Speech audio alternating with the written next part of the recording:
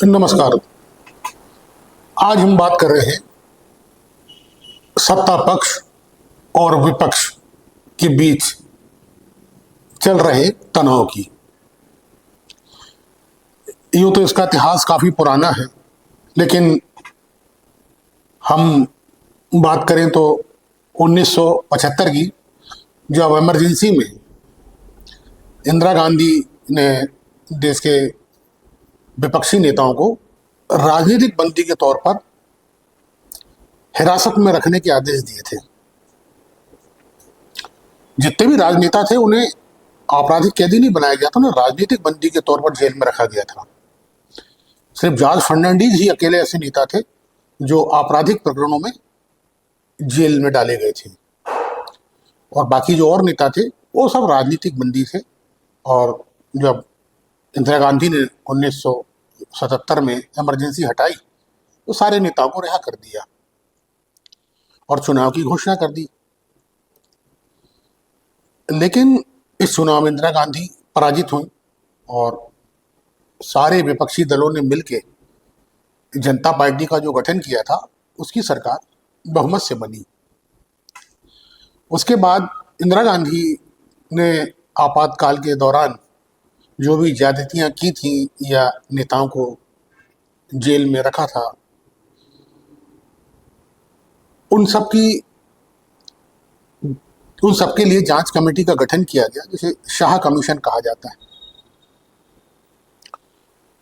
उसके आधार पर जनता पार्टी सरकार ने इंदिरा गांधी को गिरफ्तार भी किया और उनकी जो लोकसभा सदस्यता थी, क्योंकि 1977 के आम चुनाव में इंदिरा गांधी चुनाव हार गई थी रायबरेली से, राजनारायण से, लेकिन उन्होंने चिकमंगलुरु से उपचुनाव लड़ा था और जीत हासिल की थी। लेकिन वो संसद के गलियारे में पहुंच पाती उससे पहले ही जनता पार्टी ने उनकी सदस्यता को रद्द कर दिया और उन्हें सांसद होने का योग्य घोषित कर दिया।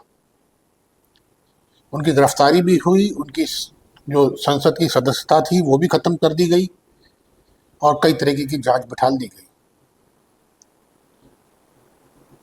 लेकिन जब 1980 में इंदिरा गांधी भारी बहुमत से चुनाव जीतकर वापस लौटी और उसके बाद विधानसभा के चुनाव भी हुए और उन चुनाव में कांग्रेस ने सभी में लगभग जीत हासिल की,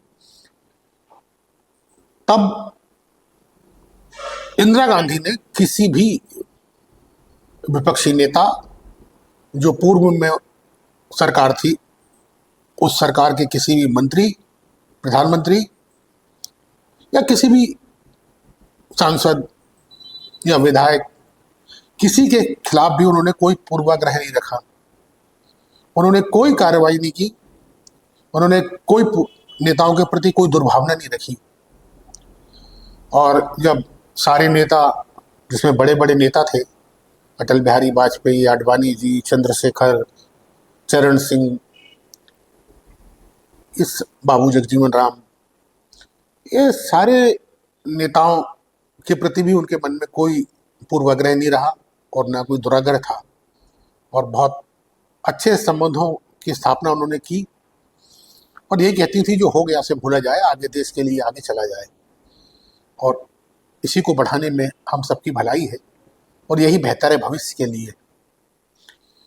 अगर वो चाहती तो उनके ऊपर भी जो जातियां हुई थी उसका भी वो बदला ले सकती थी, तरह तरह के कानूनी शिकंजे कस सकती थी, लेकिन इंदिरा गांधी ने ऐसा नहीं किया क्योंकि वो इंदिरा गांधी थी।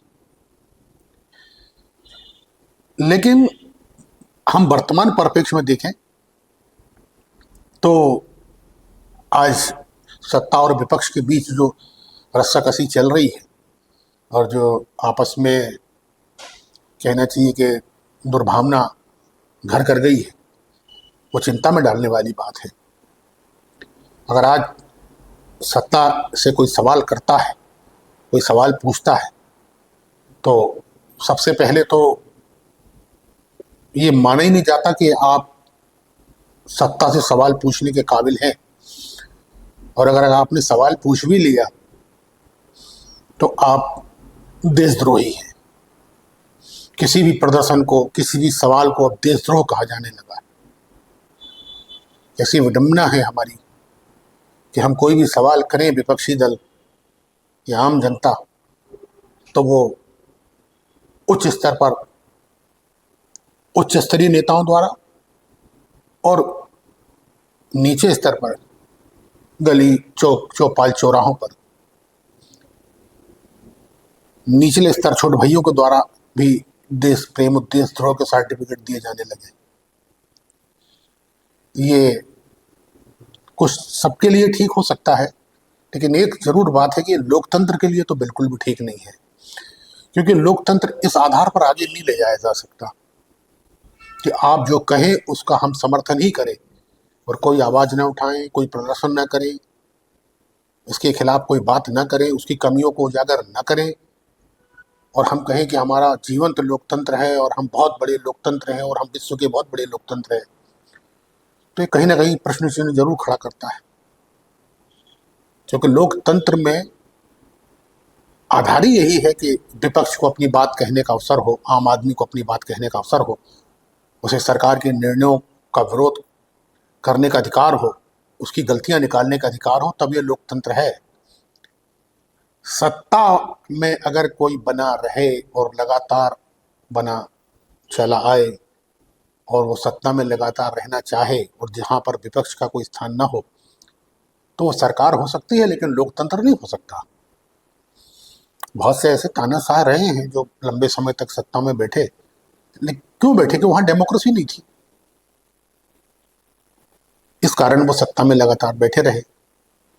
वहां भी चुनाव होते थे, किस तरीके से होते थे पूरे विश्व को पता है।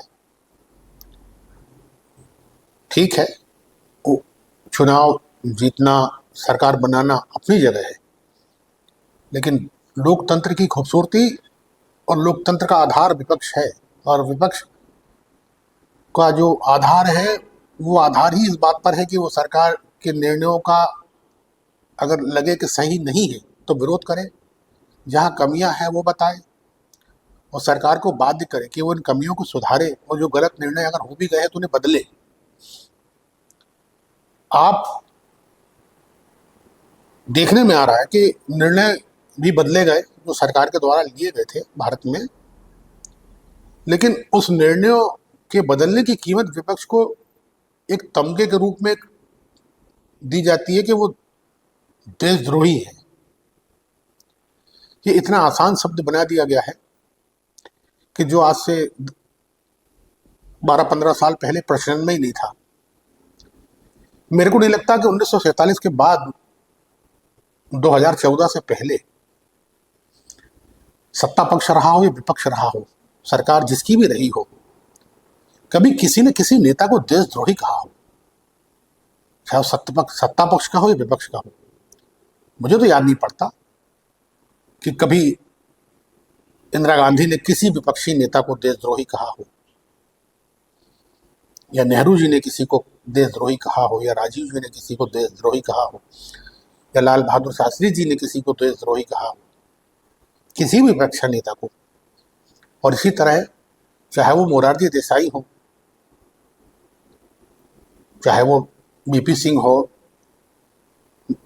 देवगौड़ा जी हो, इंद्र कुमार गुजराल जी हो, अटल बिहारी वाजपेयी जी हो, इनकी सरकार भी रही, लेकिन इनकी सरकार में भी किसी मंत्री ने या प्रधानमंत्री रहते हुए इन लोगों ने किसी भी विपक्षी नेता को देशद्रोही कहा हो। अब आप अंदाज लगा लीजिए कि जब 1947 से 2014 तक देशद्रोही शब्द राजनीति में स्थान ही नहीं रखता था, उसका कोई स्थान ही नहीं था। अब तो हर नेता, हर मंत्री, हर कार्यकर्ता, हर विधायक बस देशद्रोह, कुछ भी हो बस देशद्रोह बोल दो। देशद्रोह की परिभाषा भी नहीं मालूम कि देशद्रोह होता क्या है, राजद्रोह क्या होता है, इसकी परिभाषा भी नहीं मालूम। लेकिन इस तरह से इसको बोला जा रहा है कि जैसे जो सरकार के विरुद्ध है, सरकार के खिलाफ है, वो देशद्रोही है। तो लोकतंत्र में इस तरह के वातावरण का कोई स्थान नहीं है, और विपक्ष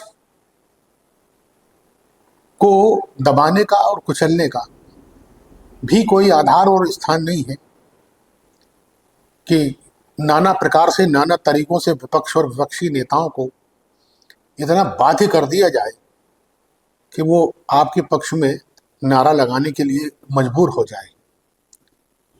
ये लोकतंत्र नहीं हो सकता। ये राजतंत्र हो सकता है लेकिन लोकतंत्र नहीं हो सकता। इसलिए हमारा लोकतंत्र बरकरार रहे, विपक्ष को अपनी बात कहने का मौका मिले, क्यों विपक्ष भी जनता की आवाज़ उठाता है।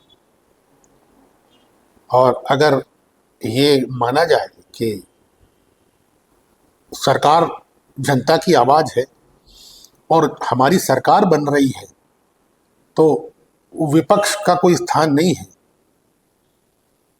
इतना जरूर सरकार को मानना चाहिए कि अब मैंने पहले भी कई बार कहा कि आज़ादी में के बाद किसी भी सरकार को 50% से अधिक मत कभी नहीं मिले, और जो उसे मत नहीं मिले, तो ये जो मत नहीं मिले वो ये इस बात का प्रमाण है कि इतने लोग सरकार के पक्ष में या उनसे विरोध रखते हैं या उनकी नीतियों का समर्थन नहीं करते, किसी भी सरकार।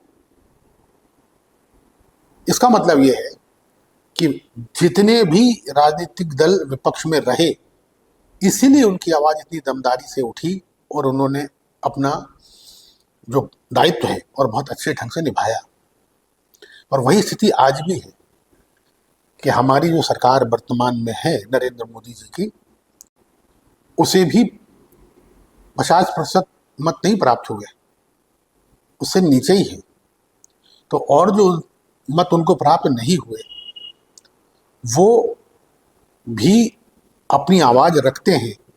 वो सरकार चाहते हैं कि सरकार उनकी बात सुने, और और उन लोगों की बात सुनने का, कहने का माध्यम विपक्ष है, इसलिए विपक्ष महत्वपूर्ण हो जाता है।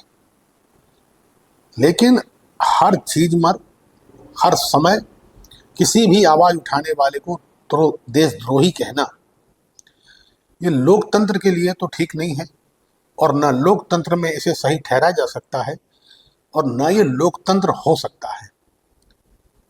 तो बेहतर ये है कि हम अपनी परिभाषाओं को बदलें, हम अपने शब्दों का चयन सावधानी से करें।